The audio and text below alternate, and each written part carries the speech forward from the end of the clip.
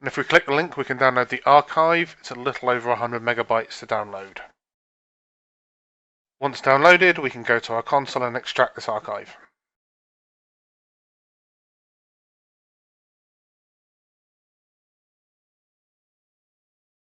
This creates a new folder which we can look inside, and there's an examples folder in here that we can go into as well. Let's use the stack smash example as it's quick and simple. Having built this example, we can launch it with the UDB binary in the folder above. UDB functions as an enhanced or augmented GDB, so as with GDB, let's use run to launch the application. And the application is stocked with a segfault with the program counter pointing to 0. Let's use backtrace to check the stack to see what's going on.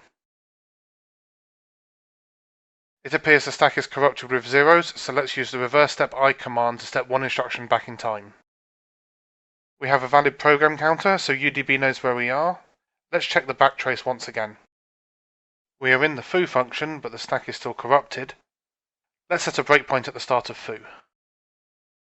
We can use reverse continue to run execution backwards until we hit that breakpoint.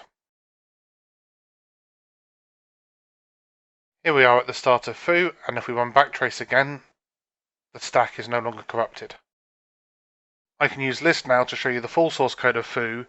We can see the stack is being corrupted by writing beyond the end of an array on the stack.